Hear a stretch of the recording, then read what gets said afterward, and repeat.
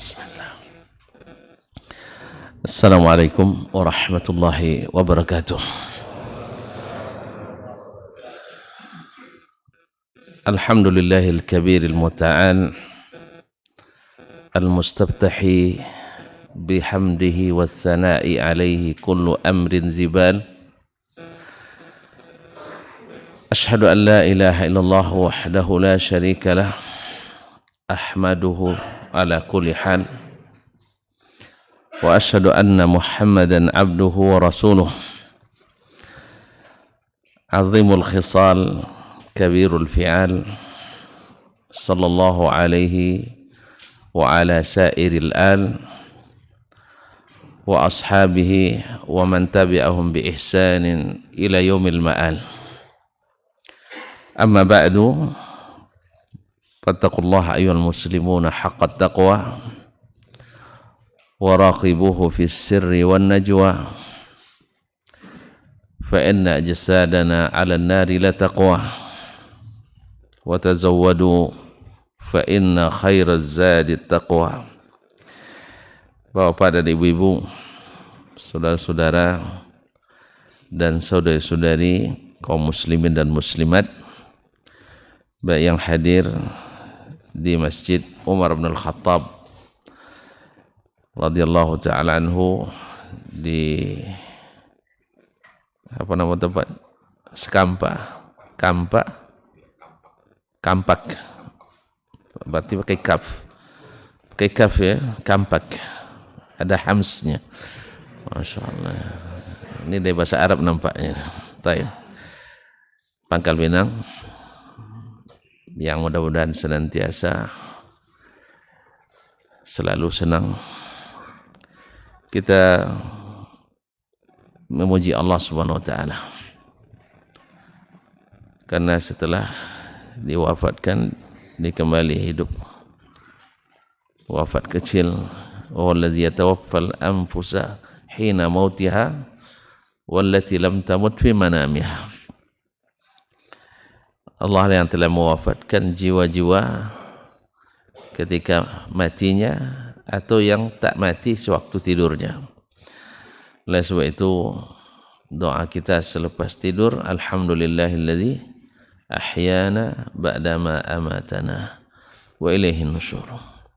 Segala puji bagi Allah yang telah kembali menghidupkan kita setelah tadi mematikan kita. Oleh itu maka bersyukur kita kepadanya, belum jadi mati, tadi baru mati kecil. Masyaallah kiram dirahmati Allah, mudah-mudahan hari yang tersisa masih bisa kita gunakan dengan sebaik-baiknya. Alhamdulillah subuh ini diberikan pula oleh Allah nikmat bisa merasa senang dan nikmat berada di rumahnya ini. Ini Masjid Umar Ibn Khattab radhiyallahu anhu. Ini kalau nengok nama masjidnya, orang-orangnya mungkin dekat-dekat juga dengan Umar. Subhanallah, Umar itu pantang menyerah dalam kebenaran, sehingga beliau disebut oleh Nabi SAW bab yang menghalangi segala fitnah dalam agama, karena dia benar-benar subhanallah menjaga agama ini sampai beliau disyahidkan Allah SWT di kota Nabi SAW. Ma'asyil kiram dirahmati Allah, sekali lagi kita bersyukur kepadanya atas nikmat yang diberikannya. Alhamdulillah hadir di waktu subuh, mudah-mudahan mendapatkan apa yang dijanjikan, bahkan lebih dari yang kita harapkan. Di antaranya hari ini kita insyaallah mendapat jaminan Allah, man shalla subha fi jama'atin fa fi zimmatillah. Siapa yang salat subuh berjamaah, dia berada dalam jaminan Allah.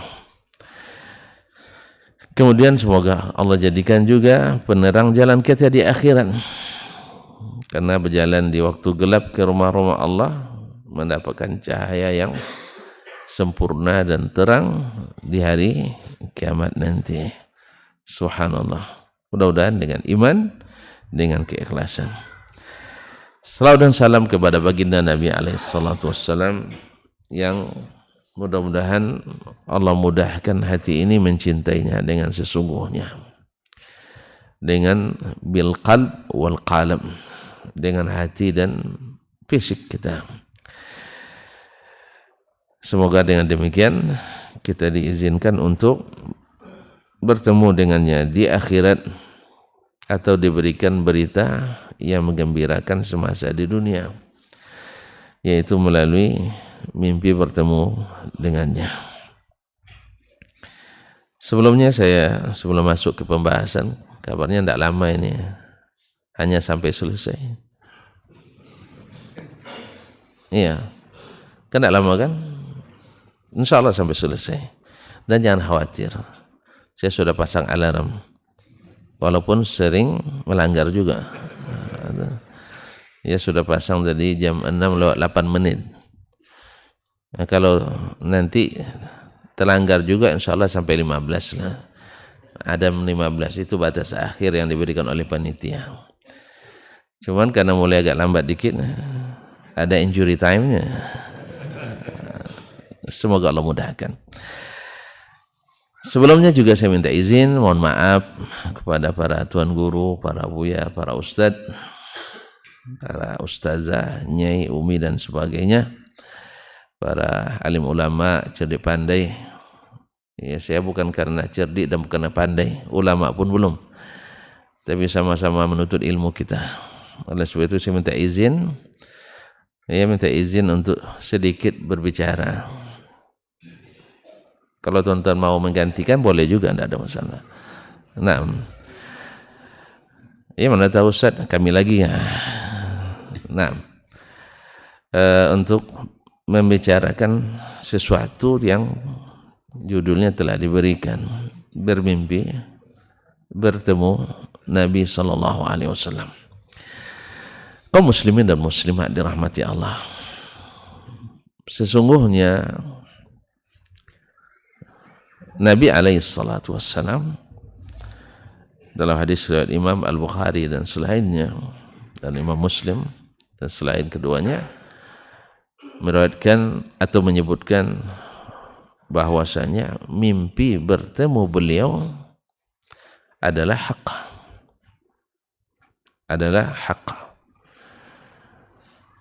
Sehingga dalam riwayat sebagian sahabat menyebutkan, man ra'ani fil manami faqad ra'al haqq. Siapa yang melihatku di waktu tidur, artinya mimpi. Kalau waktu tidur kan mimpi kan, ada yang melihat. Ya, tanpa mimpi dalam tidur, dia tidur tapi nampak semua ada di sekelilingnya. Itu tidur ayam namanya. Nah, tapi kalau tidur berarti mimpi. Man ra'ani fil manami faqad ra'al haqq. Seperti riwayat Ubadah ibn Samit radhiyallahu anhu, siapa yang melihatku dalam mimpi, dia benar-benar telah melihat yang hak. Dalam riwayat lain dikatakan bahwasanya Nabi menyabdakan, man ra'ani fil manami faqad ra'ani fa inna syaitan la yatamatsalu bi. Barang siapa yang melihatku dalam mimpi, dia benar-benar telah melihatku. Karena syaitan tidak diberikan izin untuk berupa sepertiku. Karena syaitan kan bisa tampil dengan berbagai bentuk dan rupa. Iya. Makanya kalau ada yang bisa tampil berbagai bentuk dan rupa, jangan-jangan gurunya. Jangan-jangan gurunya syaitan. Ya, bisa dia tampil dalam beberapa bentuk dan rupa. Ya, kalau bahasa kitanya bermuka lebih dari dua, malah banyak mukanya. Nah, tapi pada umumnya disebut bermuka dua. Jangan-jangan belajar sama syaitan. Misalnya kaum munafikin di zaman Nabi sallallahu alaihi wasallam, di depan Nabi, masya Allah, ya, seolah-olah kalah Abu Bakar dan Umar. Ya, kalau bahasanya sumpah setianya kepada Nabi sallallahu alaihi wasallam, masya Allah banyak sekali masalah ini. Ini dua isyarat, bisa kalau sering minum kan sering berhenti bicara, atau memang lama disiapkan waktunya, sebab bensinnya banyak, perjalanan panjang, nak yang hangat, nak yang dingin, yang sedang pun ada. Masya Allah, semoga Allah membalas antum. Kaum muslimin dan muslimat yang dirahmati Allah SWT,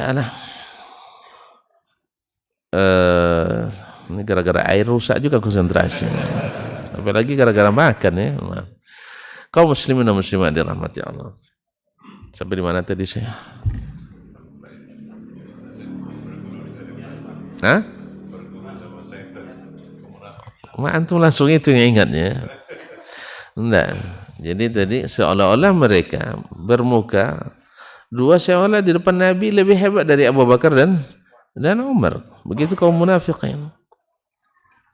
Kalau Abdullah bin Ubay bin Salul waktu itu, setiap Jumat sebelum naik mimbar Nabi, dia yang sini dulu berdiri itu, selalu mengatakan ayyuhan nas, hadza Rasulullah sallallahu alaihi wasallam. Ini Rasulullah. Allah jadikan dia rahmat bagi kalian. Hadiah istimewa dari Allah SWT. Pansuruhu wa'azziruhu wa'azzimuhu. Tolong dia, muliakan dia, ta'zim dia. Tapi pas sampai di belakang, mantap kan kau kan?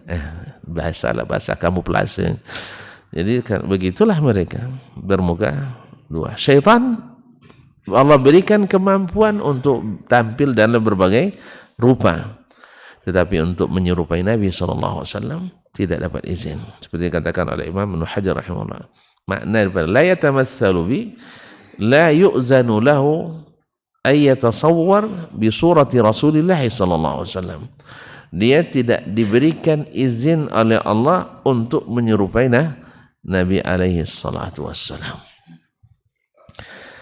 Maka siapa yang bertemu Nabi sallallahu alaihi wasallam dalam mimpi, maka benar-benar bertemu dengan Nabi sallallahu alaihi wasallam seperti bertemu di waktu terjaga.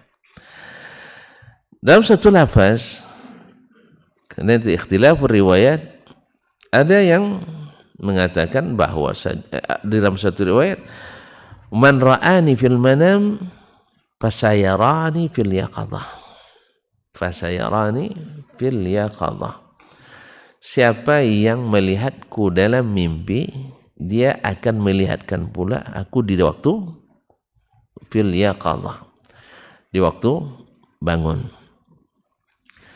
Ma'asyiral kiram dirahmati Allah, para ulama dalam tambahan riwayat fasayarani, sebab riwayat lain menyebutkan faka'annama yarani.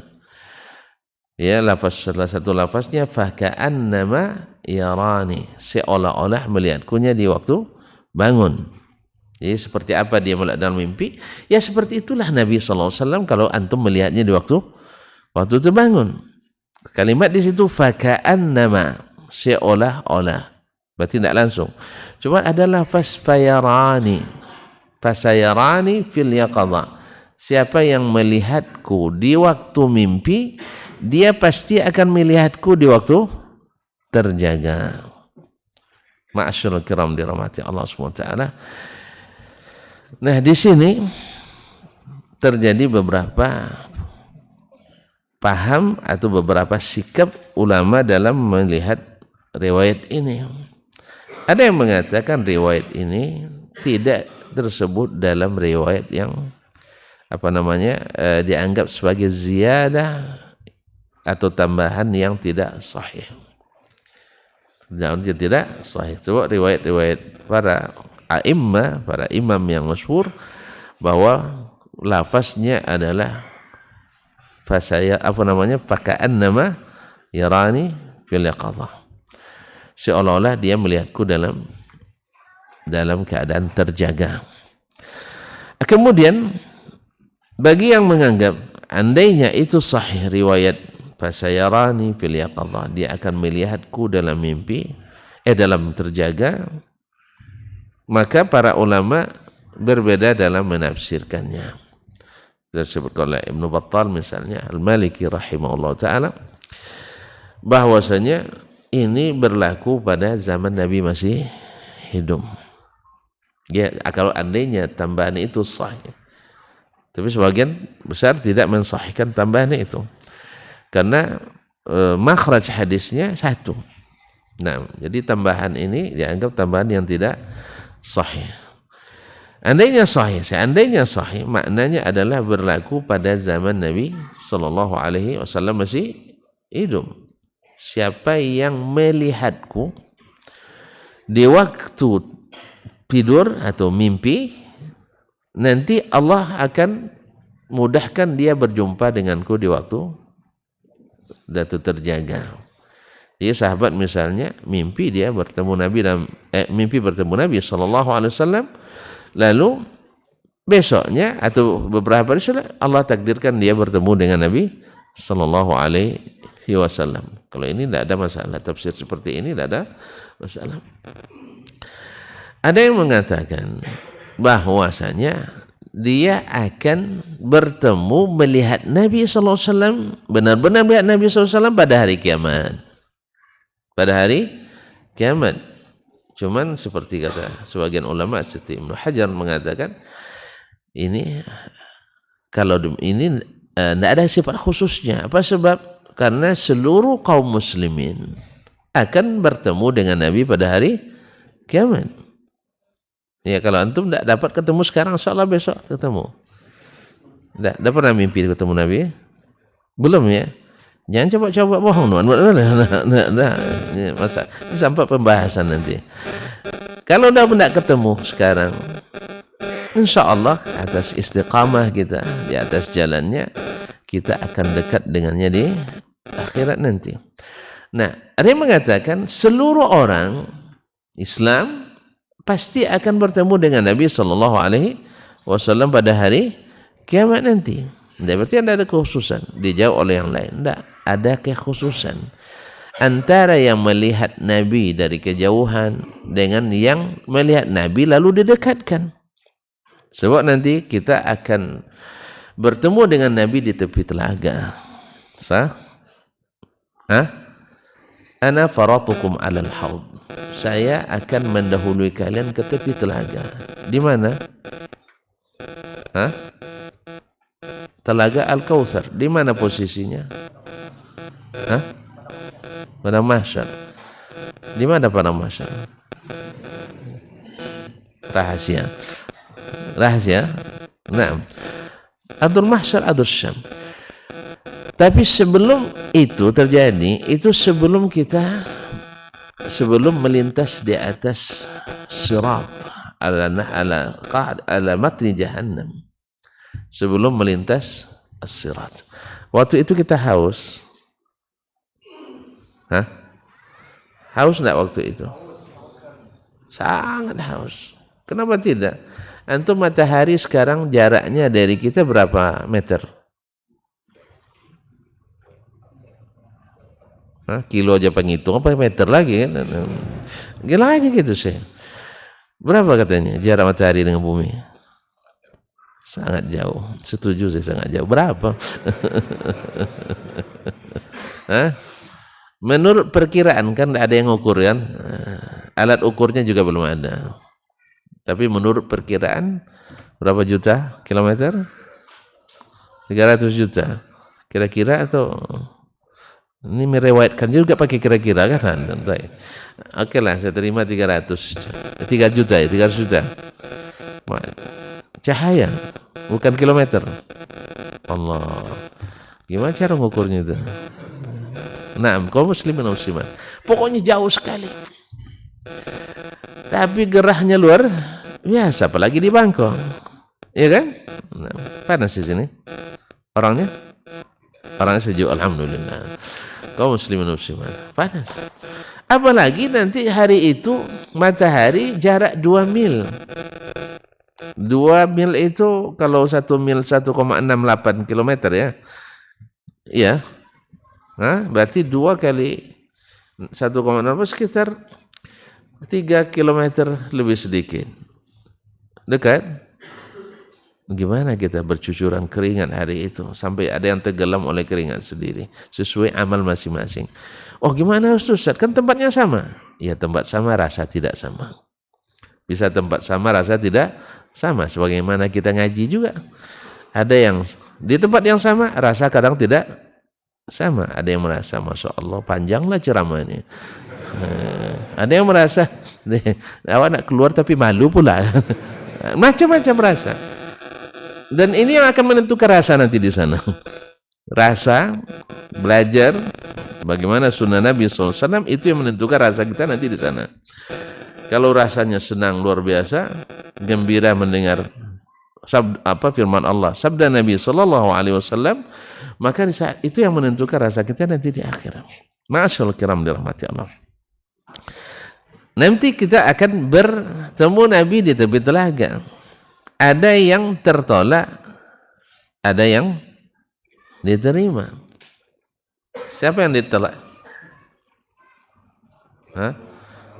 Antum mikir, jangan mikir nama ada Dr. Dasman, jangan. Yang tertolak adalah yang suka menyimpang jalannya. Iya kan? Jalan sudah ada, tapi dirintisnya jalan lain. Tafsir sudah ada, dia pakai tafsir jalan lain. Bukan tafsir jalan lain, tidak. Tafsir jalan lain. Yang seperti ini betul ketemu Nabi SAW, tetapi dari kejauhan. Dan dia ditolak di tepi telaga. Jadi kalau itu yang dimaksudkan bahwa siapa yang bermimpi bertemu Nabi SAW di dunia, akan bertemu lagi dengan beliau di akhirat nanti, tapi pertemuannya lebih khusus, bukan hanya sekedar melihat saja. Sebab apa? Sebab hari itu Nabi akan dipanggil menjadi saksi kita. Akan dipanggil jadi saksi. Maka kaum muslimin harus ingat kita bahwa besok tidak ada lagi lobby-melobi. Ya, jaksa tidak bisa macam jaksa di dunia ini tidak. Ya perkara bisa diselesaikan dengan labi-labi, lobby, bukan labi-labi, dengan lobby-lobby ya. Dan pakai sistem labi-labi. Tahu labi-labi? Tahu labi-labi apa itu? Penyu, kura-kura. Macam mana penyu? Anda tahu. Antum belum dapat ilmunya. Nah, dia berlindung di bawah apanya kan? Jadi kaum muslimin dan muslimat dirahmati Allah. Di hari itu semuanya la yakhfa alaikum khafiyah. Tidak ada yang tersembunyi. Mali hadzal kitabu la yughadiru saghiratan wala kabiratan illa ahsaha. Wa wufiyat kullu nafsin ma amilat. Ya, wufiyat kullu nafsin ma amilat. Semua akan dibuka. Semua akan dibuka. Oleh sebab itu kita minta kepada Allah SWT dari sekarang, jangan besok. Besok tak ada lagi permintaan. Sekarang ini minta supaya ditutupi aib kita. Gimana caranya? Tutupi aib orang lain. Ya gitu. Tutupi. Kalau kita nak ditutup aib, tutup aib orang. Kalau kita nak dibuka, buka aja lah. Nah, kalau kita nak lapang hari itu, lapangkan orang selama di dunia ini. Tapi kalau besok nak dipersulit, silahkan persulit orang dari sekarang. Ini kan banyak yang bikin, kalau bisa dipersulit, kenapa kenapa dipermudah? Harusnya kalau bisa dipermudah, kenapa dipersulit? Supaya Allah mudahkan pula. Nah ini kalau maknanya bertemu nanti di akhirat, ini makna yang disebutkan oleh para ulama. Kemudian kaum muslimin dan muslimat dirahmati Allah, kemudian ada yang menafsirkan sesuai dengan sebagian lafaz itu seolah-olah dia, maksudnya adalah menafsirkan melihat Nabi SAW dalam khayalannya. Dia menghayalkan bertemu dengan Nabi SAW. Nah, mana yang lebih tinggi, melihat dalam khayalan daripada melihat dalam mimpi? Tidak pernah tuh menghayal. pernah bermimpi? Mana yang lebih berkesan? Gitu aja enggak bisa memutuskannya. Bingung gitu. Mana yang lebih berkesan? Bermimpi kah atau menghayal? Bermimpi, alhamdulillah. Sepakat kita. Mimpi lebih berkesan. Ya kan? Waduh, mimpi saya. Apa mimpinya? Masya Allah. Seolah-olah lamaran saya diterima. Lamaran kerja, saya bukan lamaran apa. Itu kesannya beda dengan orang yang menghayal. Itu khayalan, tinggalkan aja. Tapi kalau mimpi, ada kemungkinan. Kita mimpi saja dulu dapat masjid, misalnya bikin masjid. Alhamdulillah terbuat masjid, sah. Dulu hanya mimpi. Tapi kalau menghayal, tidak akan jalan. Jadi jangan jadi penghayal, tapi pemimpi boleh. Makanya kami waktu bikin sekolah dulu, mimpi aja dulu, jangan menghayal. Nah, kita mimpi, alhamdulillah Allah mudahkan. Sekarang mimpi lagi kami nak buat apa nanti, yang banyak yang dimimpikan. Tapi tidak mau menghayal. Menghayal buang-buang waktu. Tapi kalau mimpi kan sedang tidur. Iya kan? Kalau menghayal waktu bangun. Habis waktu untuk menghayal. Tapi kalau mimpi dalam tidur sambil istirahat. Jelas? Alhamdulillah. Jadi kaum muslimin dan muslimat dirahmati Allah, ada yang mengatakan menghayalkan bertemu Nabi sallallahu alaihi wasallam. Dan ini lemah dibanding dengan mimpi. Oleh sebab itu lebih baik mimpi daripada menghayal. Nah, inilah tafsir yang disebutkan oleh para ulama Ahlus Sunnah rahimahullah jami'an.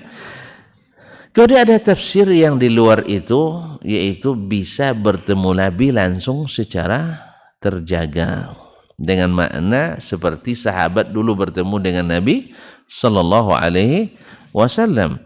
Nah, ini kata Imam Ibnu Hajar rahimahullah fihi iskal. Ini ada iskal. Kenapa? Lau jaza, andainya boleh mereka ayyalqan Nabi sallallahu alaihi wasallam fil yaqadha, bisa bertemu Nabi sallallahu alaihi wasallam dalam keadaan terbangun, lakanu sahabah.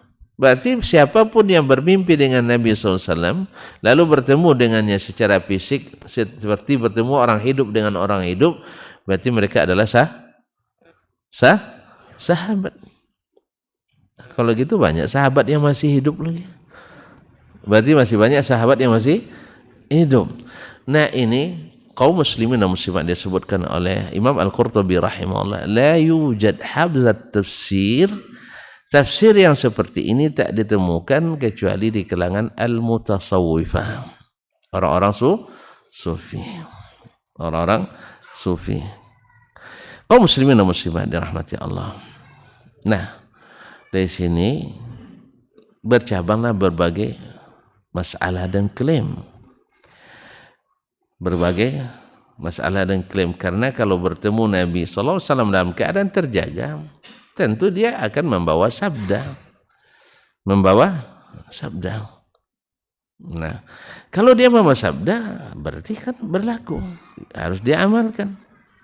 Nah, kalau demikian, kalau sebenarnya masih sesuai dengan yang ada dalam syariat yang sudah sempurna, tidak ada masalah. Tapi kalau ada yang mengatakan, dan ini ada, mengatakan bahwa Nabi membawa pesan khusus baginya yang tidak ada dalam Al-Quran dan Sunnah, dan juga tidak ada dalam ijma'ul ummah dalam syariat ini bikin masalah. Oleh sebab itu kaum muslimin dan muslimat yang dirahmati Allah subhanahu wa ta'ala, maka mimpi yang pertama, mimpi itu tidak menjadi dasar hukum. Mimpi tidak bisa menjadi dasar hukum. Yang kedua, andainya antum bermimpi bertemu Nabi SAW, maka harus dibentangkan, harus disampaikan sesuai dengan syariat. Artinya harus disesuaikan dengan syariat. Kalau tidak sesuai, berarti belum tentu itu mimpi dari Nabi SAW. Makanya Imam Muhammad ibn Sirin, kenal Imam Muhammad ibn Sirin? Ada yang kenal? Enggak? Hah? Pak Sirin ada di sini kan? Dia kan saking terkenalnya banyak Pak Sirin di seluruh dunia. Di mana-mana ada yang bernama Sirin. Nah, Muhammad ibn Sirin rahimahullah, beliau ini seorang ulama tabi'in besar. Sampai-sampai ulama di masanya dan setelah masanya menominasikan beliau sebagai tabi'in yang paling afdal. Kalau kita kan di masa sahabat, siapa yang paling afdal? Langsung Umar antum bilang mentang-mentang di Masjid Umar. Hah? Ini jangan-jangan mengkanter Syiah ini. Jadi dia nak mengkanter Syiah ini. Sebab Syiah mengatakan orang yang paling bahaya itu bukan iblis katanya, tapi adalah satu Umar, dua Abu Bakar, ketiga baru iblis katanya. Ini kan bahasa iblis ini ya. Jadi Umar yang lebih berbahaya katanya. Antum mungkin gitu ya, terobsesi itu ya. Jadi Umar adalah ulama yang paling sahabat yang paling afdal. Nah, adalah Abu Bakar radhiyallahu taala anhu bi syahadatillah wa bi syahadati Rasulillah SAW, dengan rekomendasi Allah dan Rasulnya sallallahu alaihi wasallam. Iz yaqulu illam tansuru faqad nasarahu Allah. Iz huma fil ghari iz yaqulu li sahibihi la tahzan innallaha ma'ana. Ini Abu Bakar. Dia juga yang terpuji di ayat surat Al-Lail. Surat Al-Lail. Yaitu Allah katakan wala sawfa yarda. Naam. Wa ma alaihi min ahadin min ni'matin tujza illa batigha'a wajhi rabbihil a'la wala sawfa yarda. Siapa itu? Abu Bakar As-Siddiq radhiyallahu taala anhu. Kemudian derajat As-Siddiq, ya, yang bergelar As-Siddiq dari sahabat. Siddiq di kalangan sahabat kan banyak, tapi yang melekat gelar As-Siddiq hanya pada Abu Bakar. Derajat As-Siddiq datang setelah derajat An-Nabiyyin. Sah?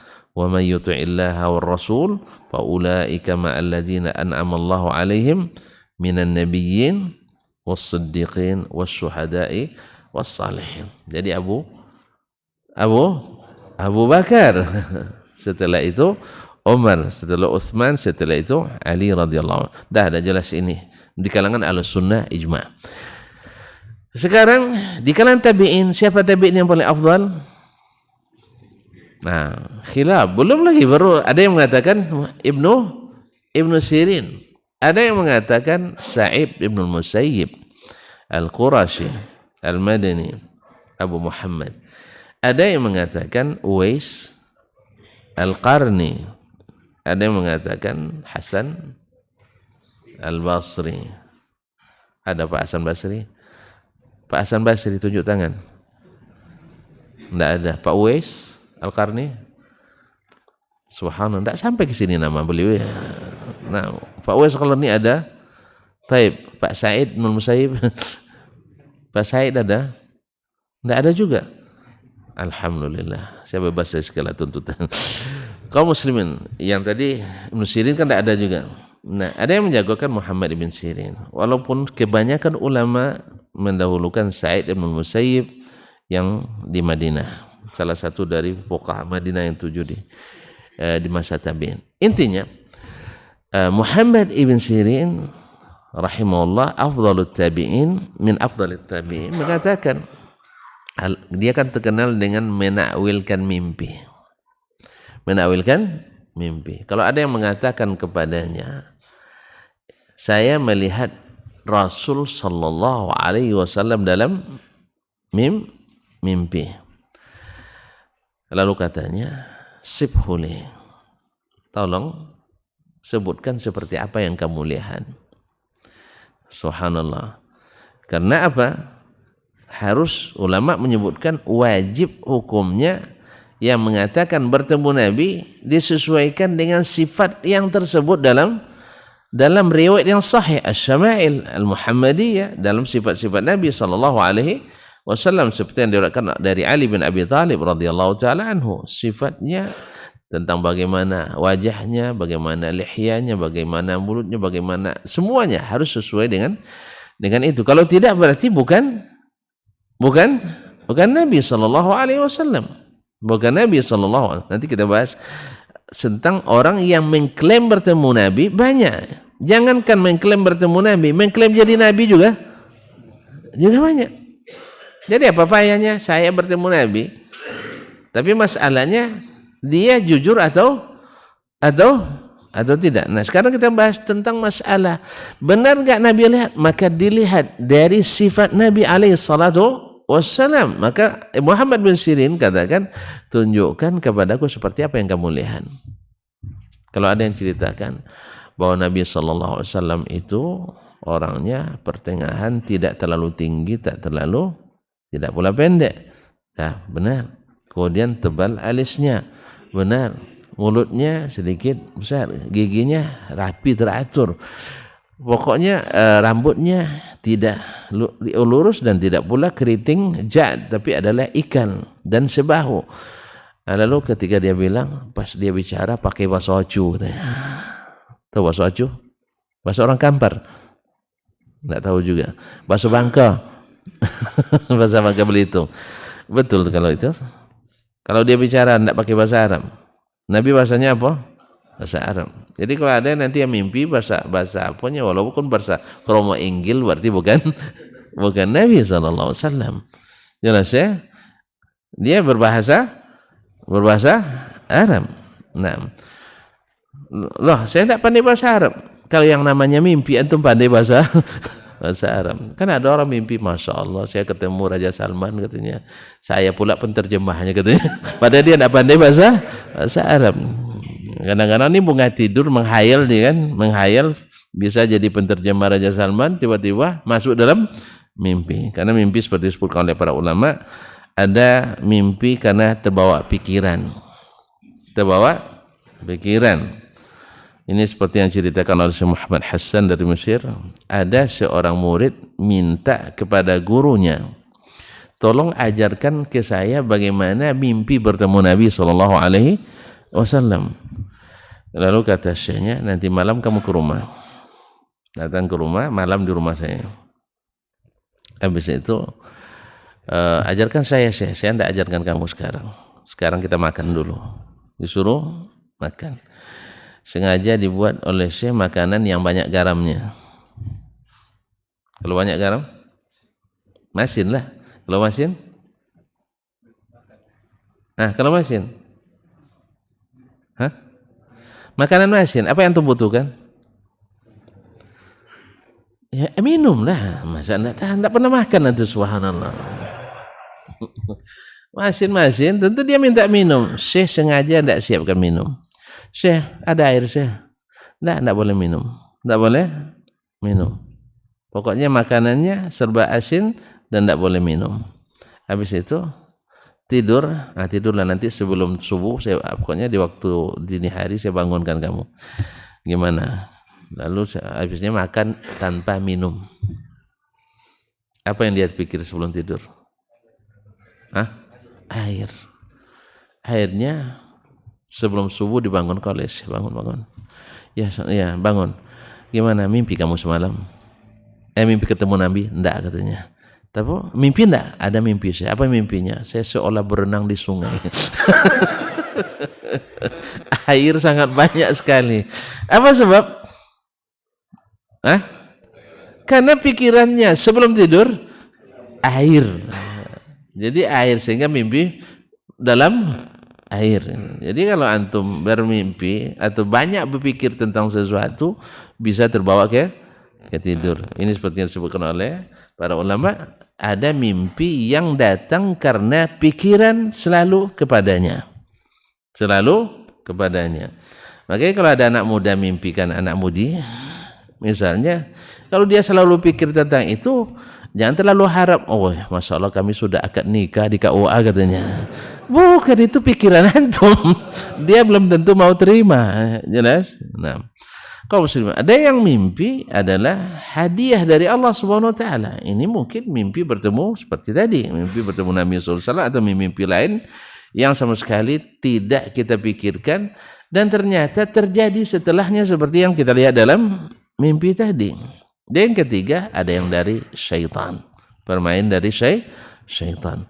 Nah, intinya kaum muslimin, walaupun mimpi benar, tetapi tetap tidak bisa menjadi dasar hukum. Wajib dikembalikan kepada sunnah atau dikembalikan pada syariat Islam. Kalau sesuai, jalankan. Kalau tidak, jangan dijalankan. Karena dia tidak bisa menjadi dasar hukum. Walaupun bermimpi bertemu Nabi SAW. Kalau benar Nabi, tidak mungkin dia menyampaikan kecuali yang sesuai dengan syariat. Kalau ada yang tidak sesuai, maka perlu diteliti kembali. Antum benar bertemu Nabi atau bukan Nabi SAW. Masyaallah kiram. Yang kedua, bahwa mimpi kalau bertemu Nabi SAW itu benar. Ya, benar. Cuman datang yang ketiga. Yang bermimpi ini jujur atau tidak. Ini yang masih susah untuk dipastikan. Apa sebab? Alat detektor mimpi belum ditemukan. Iya kan? Ya, kita hanya mengandalkan kejujuran orang atau kejujurannya. Kalau dia jujur, maka kita katakan semoga ini berita gembira, hadiah istimewa yang Allah berikan. Yang Allah berikan kepada seseorang yang mudah-mudahan karena cintanya kepada Nabi SAW. Dan mudah-mudahan ini juga menjadi berita gembira bahwa di akhirat pun akan bertemu Rasulullah SAW sebagaimana dalam lafaz sebagian hadis tadi. Tapi masalahnya jujur atau tidak. Sebab masalah kejujuran tidak bisa diukur dengan tebal tingginya sorban, dengan berapa lapisnya jubah, atau dengan panjangnya jenggot. Iya tak? Betul? Tidak bisa diukur dengan itu. Nah, makanya kepada yang mengatakan bermimpi wajib berani jujur. Ya, sebab kaum muslimin dan muslimat, ada seorang Syiah misalnya bermimpi dia di Mesir, Syiah Hasan Syahata namanya, tapi sudah dibunuh oleh pengikutnya sendiri, dibunuh orang dia. Karena apa? Terlalu mencaci maki sahabat Nabi, mencaci maki para istri Nabi SAW. Dia mengatakan dia memimpi, dalam mimpinya bertemu dengan Sayyiduna Ali radhiyallahu taala anhu, dan digambarkan dalam mimpinya itu Abu Bakar dan Umar seperti dua ekor. Kalau di Sumatera ada istilah B1 B2. B1 apa tuh? Enggak tahu. Saya enggak tahu. Saya lupa terus ini. Hah? Di sini enggak tahu juga, sama. Taim. Digambarkan, saya enggak mau menyebutnya, tapi apa gimana lagi Hah? Celengan. Celengan. Celengan itu apa? Oh, B1. Oh, itu B1 ya? Masya Allah. Tahu tuan-tuan, kalau tidak tahu terpaksa disebutkan. Digambarkan Abu Bakar dan Umar seperti dua ekor anjing. Nauzubillah. Ini mimpi benar atau mimpi bohong nih? Mimpi bohong.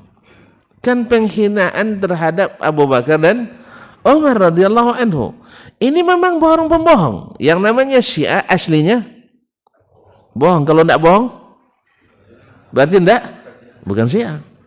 Karena mereka menjadikan taqiyya, bohong itu bagian dari tak terpisahkan dari agama. Bahkan lebih afdal daripada umrah ke Makkah. Iya.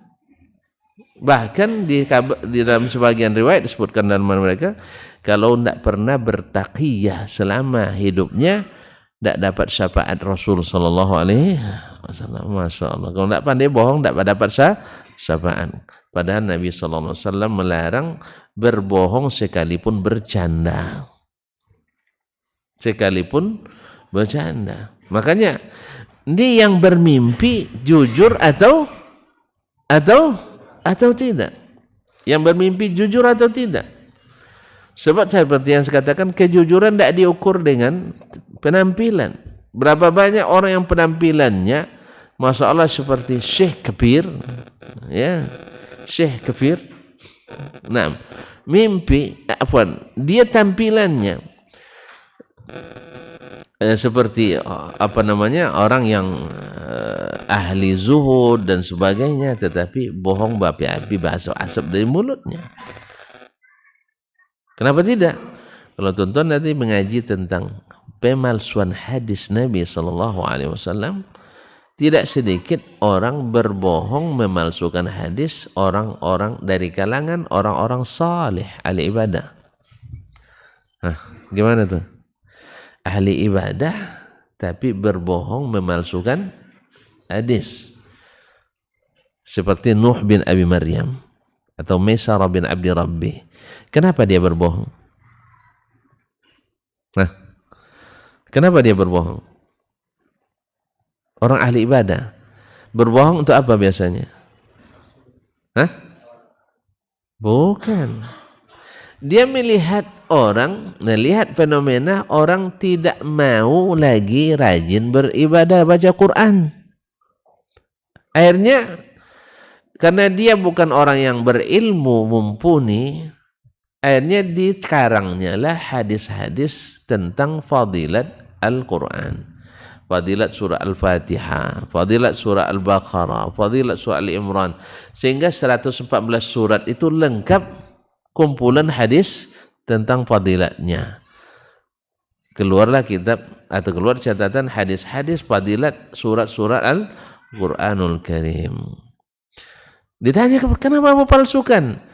Ra'aitun nasa ya'zubuna 'anil Qur'ani wa tadabburi, saya melihat orang sudah menjauh daripada mentadaburi Al-Qur'an, lalu saya palsukan ini li tansyidhihim, supaya memberi semangat lagi, motivasi bagi mereka untuk rajin beribadah. Berapa banyak tukang-tukang ceramah al-qusas supaya orang tertarik dengan kajiannya, supaya orang bersemangat belajar ilmu, akhirnya dia palsukan pula cerita-cerita dongeng, sehingga orang semangat mendengarkan. Jadilah pemalsu hadis. Niatnya baik apa buruk?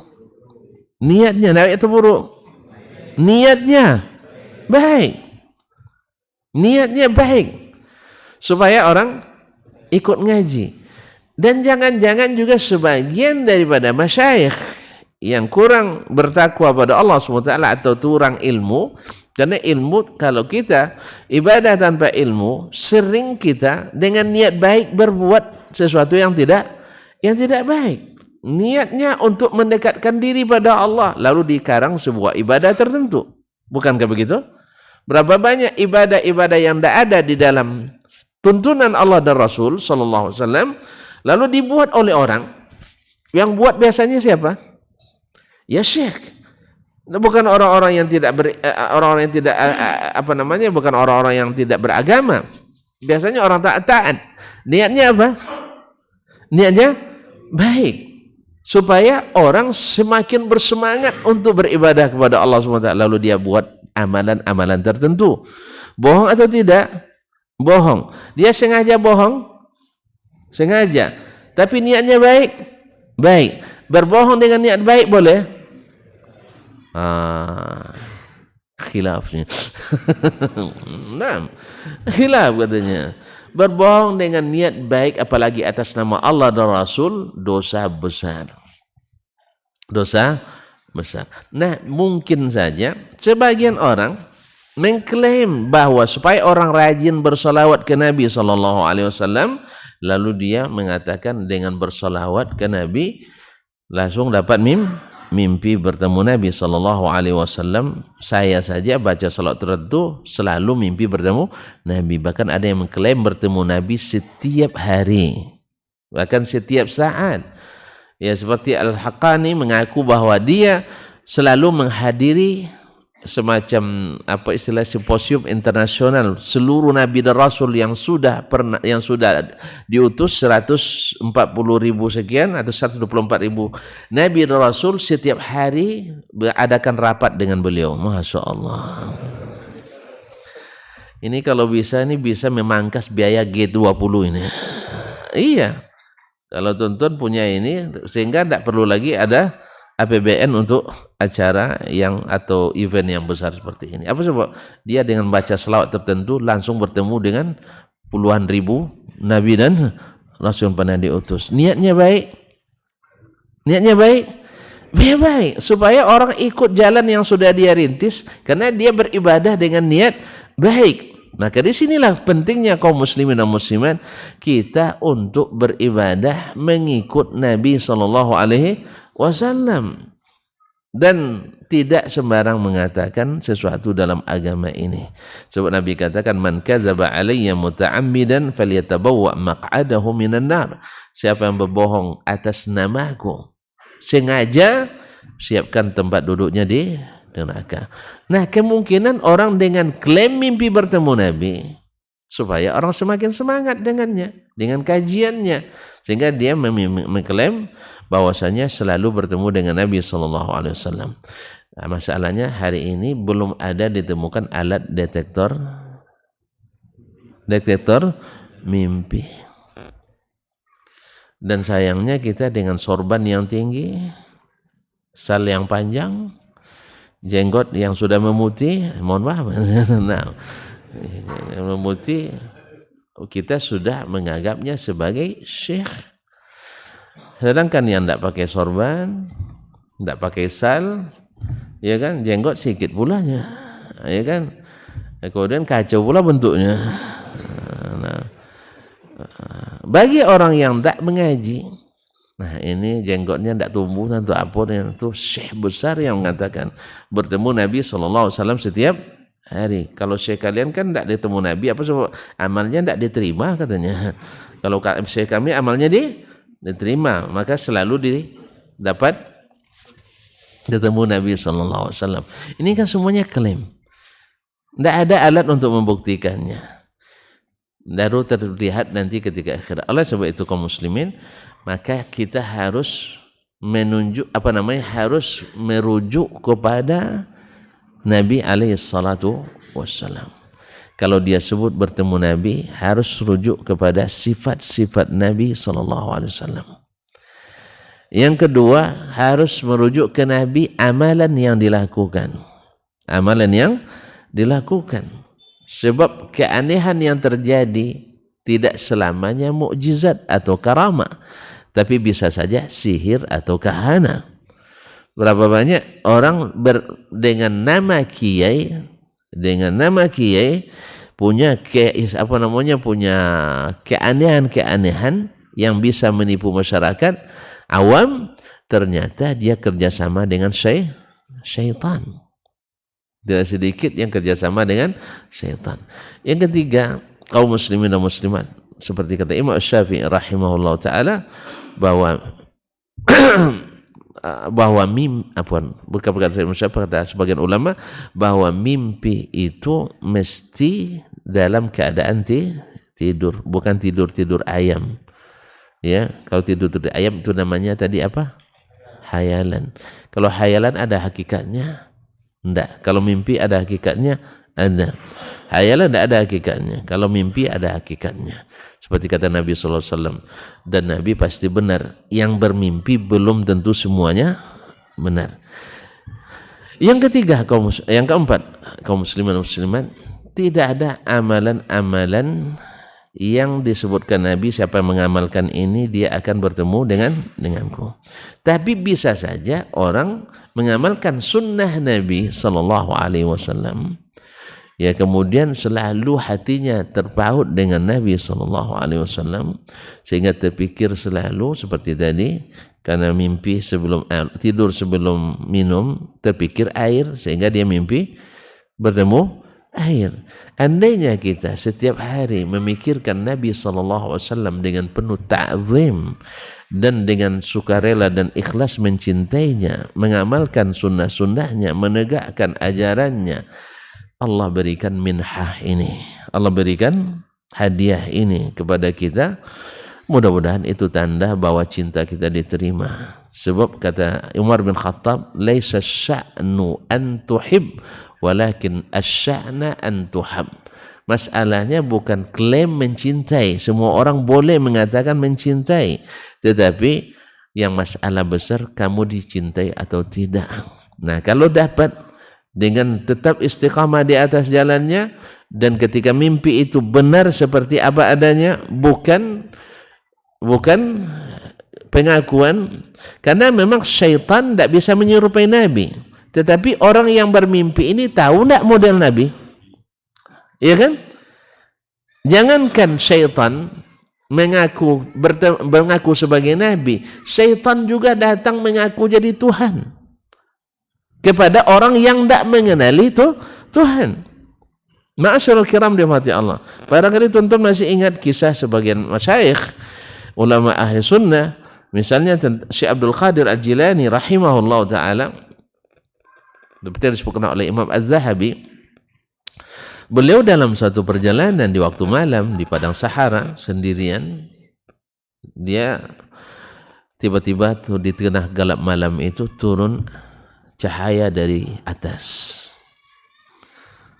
Lalu turun cahaya, kita sebagai orang awam yang namanya cahaya hijab Allah ini umum diketahui oleh seluruh orang, sah bahwasanya hijabnya Allah itu cahaya. Nah, lalu turun kepada Syekh cahaya terang sekali sampai silau. Dari balik cahaya ada yang berbicara, ya Abdul Qadir, wahai Abdul Qadir, innani ana rabbuk. Ya, mirip ayat pula kan, sesungguhnya aku adalah Rabbmu, seperti Allah berbicara kepada Musa di gunung Sinai kan, di gurun Sinai, innani ana rabbuk fastami' lima yuha, dengarkan apa akan yang diwahyukan kepadamu. Kalau sempat yang didatangi orang tidak berilmu, syekh yang tidak berilmu, ya, tahu syekh yang berilmu dengan tidak berilmu? Tidak tahu. Kalau syekh yang berilmu itu lama duduknya dengan ulama, lama mengajinya, itu syekh yang berilmu. Ada syekh yang tidak berilmu, gimana? Lama bersemedinya.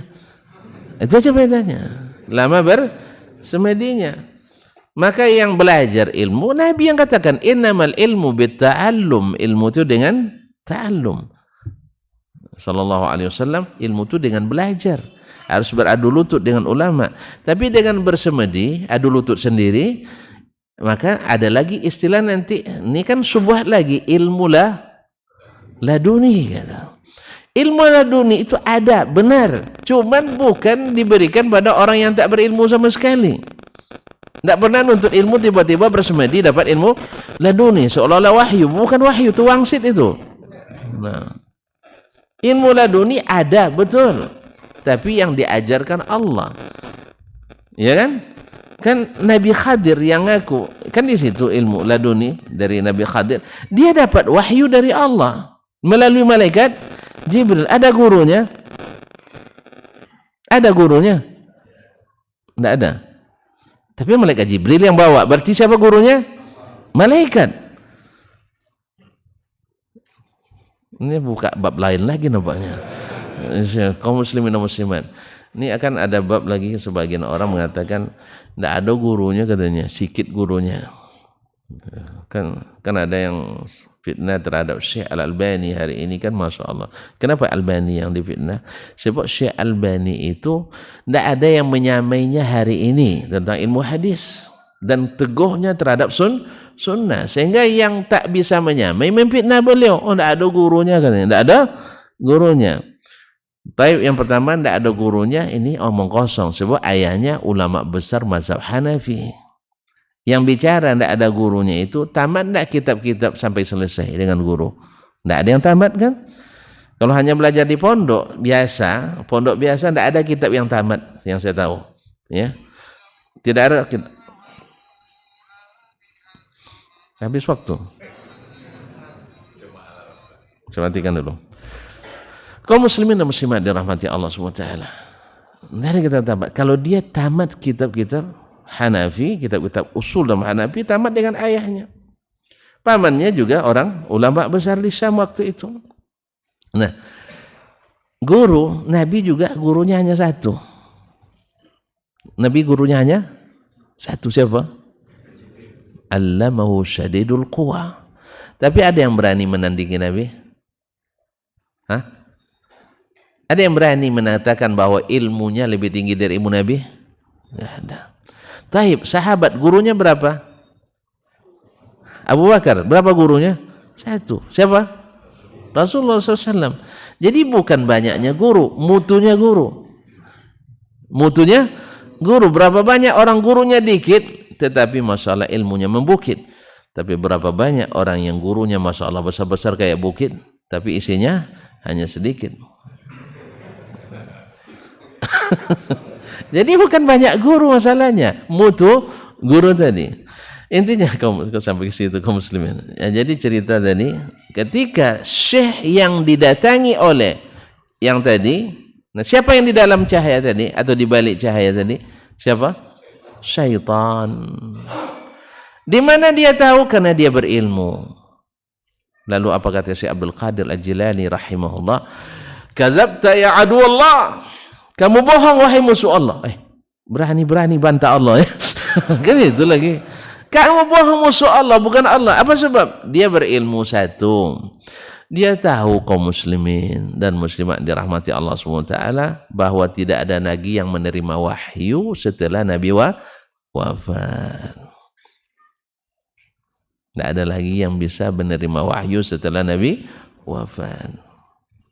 Nah sekarang jangan wahyu lagi, ya langsung diterima. Kan? Dulu Nabi kan pakai perantara kan, ini tanpa perantara. Nah yang kedua, nah, Imam Abdul Qadir Jilani rahimahullah juga mengerti dan paham karena ahli sunnah dan berilmu.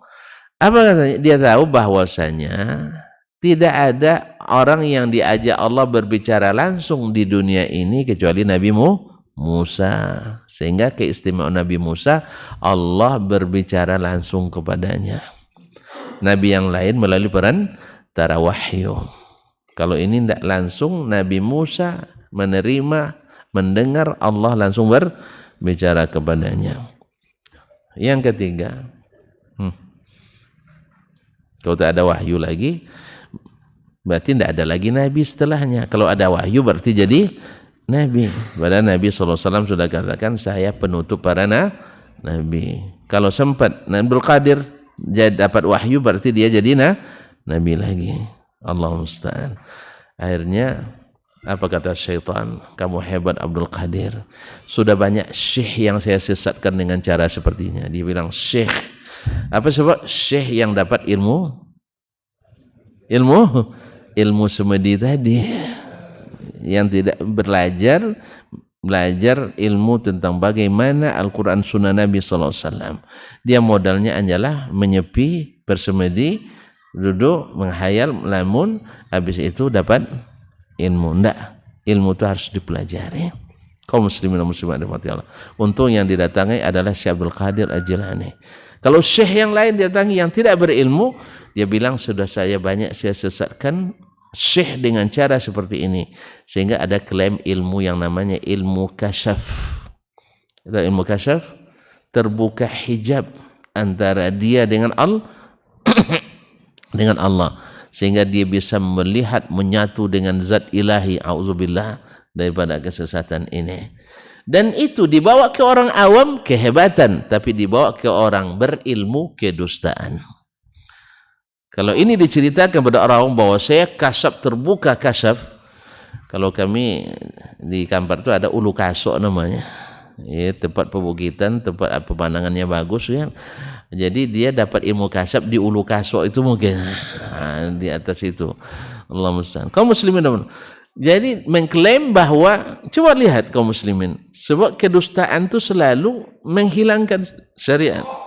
Kadang dapat ilmu kasyaf, dia dapat berita dan titah bahwa tidak perlu lagi sholat berjamaah, Jumat tidak perlu lagi di masjid, tapi di Masjidil Haram. Masya Allah, ini banyak ruginya Garuda nih gara-gara ini ya. Berapa ongkos yang harus dikeluarkan, tiba-tiba dia setiap pekan tanpa biaya. Sama juga dengan seperti tadi kan.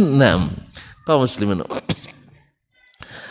padahal dulu mungkin bisa orang ditipu karena apa? Nggak ada satelit. Sekarang walaupun demikian masih banyak juga, kata orang Minang, takicua di nantarang.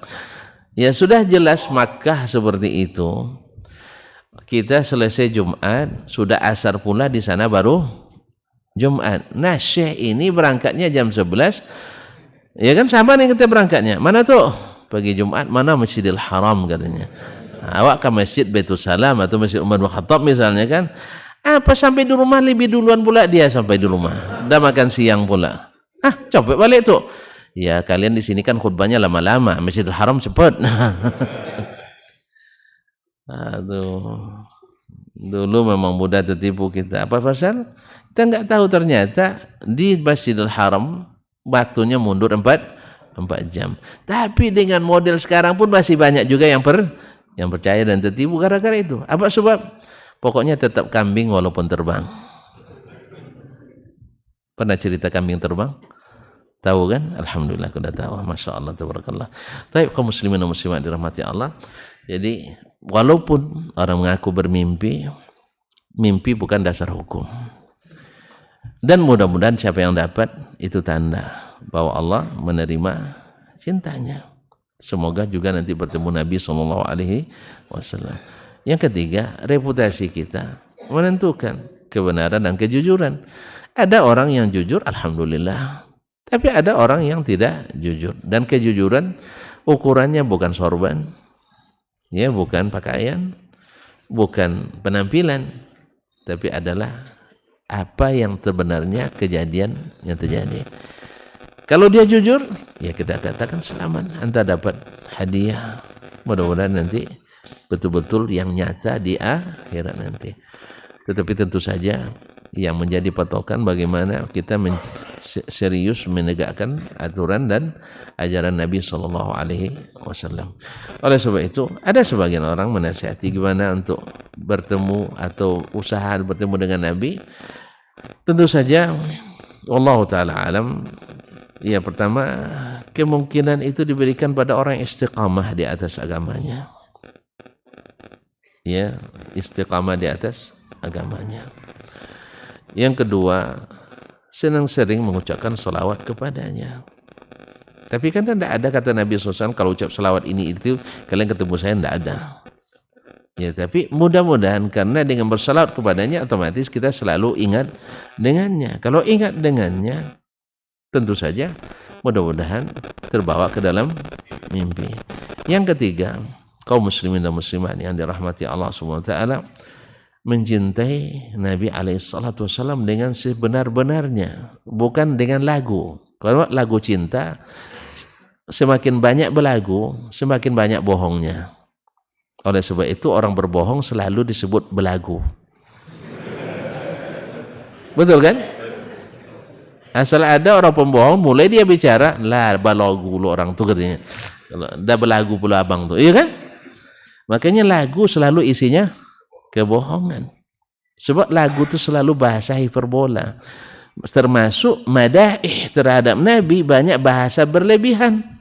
Kadang-kadang sampai pula kepada memberikan posisi yang harus diberikan pada Allah diberikan pada Nabi SAW. Nauzubillah. Oleh sebab itu jangan banyak belagu. Jangan banyak belagu. Tapi mencintainya dengan menta'zimnya dalam hati, menghormati sunnah-sunnahnya dan menghormati orang-orang yang menghidupkan ajarannya, bukan justru menjadi penghalang tegaknya sunnah Nabi SAW. Habis itu menjadi klaim sering bertemu Nabi SAW. Jangan-jangan seperti tadi, syaitan mengaku jadi Nabi SAW. Kemudian dalam mimpi itu seperti disebutkan para ulama macam-macam. Ada yang melihat sempurna, ada yang melihat Nabi membelakanginya. Nah, ya, jadi kalau antum bertemu Nabi di membelakangi antum, jangan-jangan isyarat cepat bertobat. Sebab antum selama ini membelakanginya. Ada memang di kisah-kisah jumpa Nabi, ada yang membelakanginya. Nabi membelakanginya, tidak mau melihatnya. Berarti kan tidak terlihat kan? Saya bermimpi Nabi, apa mimpinya? Waduh, saya nak melihatnya tapi tidak mau dia nengokkan wajahnya. Apa sebab?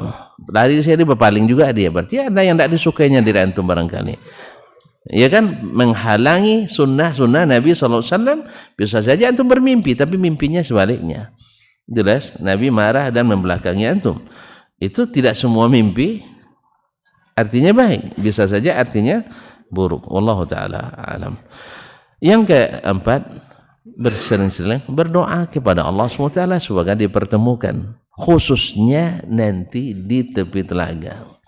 Tidak pun bertemu dalam mimpi di dunia, tapi jangan sampai di sana tidak bertemu. Yang kelima, tidak syarat menjadi pengikut yang hebat harus bermimpi dengan Nabi Sallallahu Alaihi Wasallam. Sebab banyak ulama yang mengabarkan mereka tidak pernah bermimpi Nabi SAW, padahal mereka orang-orang yang kontribusinya dalam agama tidak terhitung lagi. Tapi kalau seandainya dapat, Masya Allah, seperti Imam Al-Bukhari rahimahullah bertemu Nabi Sallallahu Alaihi Wasallam dan ditafsirkan oleh gurunya Ishaq bin Rahuya, kamu membela sunnahnya. Akan mantap nih, kamu membela sunnahnya. Daripada yang bermimpi, gimana kamu lihat Nabi? Nabi lari, saya kejar, dia lari dari saya, kata. Jangan-jangan nanti mimpi antum bertemu pula sejak antum jadi penguasa Madinah misalnya. Apa yang terjadi pertama? Yang saya lakukan adalah menghalangi orang masuk ke Masjid Nabawi gitu. Itu bahaya mimpinya itu. Bahaya mimpinya walaupun bertemu Nabi Sallallahu Alaihi Wasallam. Mudah-mudahan yang sedikit ini, kayaknya ada pertanyaan nampaknya, waktu udah habis dah. Ya. Enggak usah bertanya. Kan jelas kan? Alhamdulillah, kan jelas kan? Alhamdulillah, saya setuju tuh. Terima kasih dan mohon maaf. Sampai jumpa kembali insyaallah pada kesempatan yang lain. Wallahu taala alam wa sallallahu ala nabiyyina Muhammad wasallam. Wassalamualaikum warahmatullahi wabarakatuh.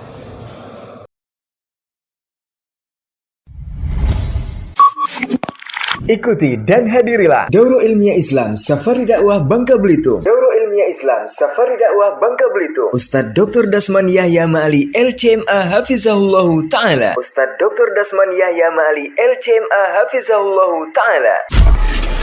Jumat sampai dengan Ahad 4 sampai dengan 6 Rabiul Awal 1444 Hijriah atau 30 September sampai dengan 2 Oktober 2022. Menuntut ilmu itu wajib bagi setiap muslim. Kita belajar karena ingin kita terhormat, derajat kita terangkat. Duduk sesaat menuntut ilmu lebih baik di sisi Allah daripada beribadah selama setahun. Iman itu semakin kuat dengan bertambahnya ilmu. Karena menuntut ilmu itu adalah jihad fi sabilillah, dan mereka pun dikelilingi oleh para malaikat. Karena malaikat suka majelis-majelis zikir dan ilmu. Allah pasti akan mengangkat derajat orang-orang yang beriman dan orang-orang yang diberikan ilmu beberapa derajat tingginya. Jumat 30 September 2022 atau 4 Rabiul Awal 1444 Hijriah.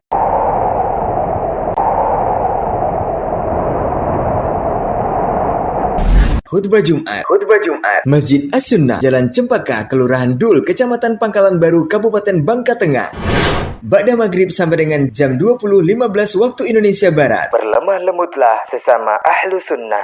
Berlemah lemutlah sesama ahlu sunnah. Sabtu 1 Oktober 2022 atau 5 Rabiul Awal 1444 Hijriah. Ba'da subuh sampai dengan 6.15 waktu Indonesia Barat.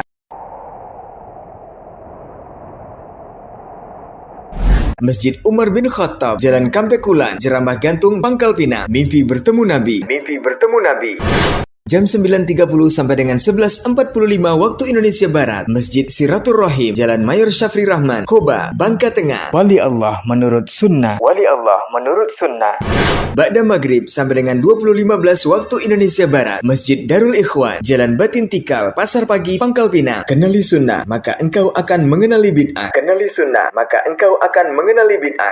Ahad 2 Oktober 2022 atau 6 Rabiul Awal 1444 Hijriah. Ba'da subuh sampai dengan 6.15 waktu Indonesia Barat. Masjid At-Tauhid, Jalan Jebung Dalam, Kelurahan Jerambah Gantung, Kecamatan Gebek, Pangkal Pinang. Beriman kepada yang gaib. Kajian ini insya Allah disiarkan di semua media sosial. Bangka Belitung bertauhid, Amuba mengaji, Radio Amuba 105,1 FM, Saudi TV, KM TV, Manhaj Salaf TV, Hak TV, Baba TV Sunnah, Suska mengaji, Payakumbuh mengaji, Bangkinang mengaji, Kampar mengaji, Aira TV, Datariau.com, dan Radio Robani 91,1 FM. Ikatlah ilmu dengan catatan. Ramaikan majelis-majelis ilmu terbuka untuk umum. Untuk kaum muslimin yang hadir, mari simak sepenuh hati, tetap dengan protokol kesehatan. Jazakumullahu khairan wa barakallahu fikum.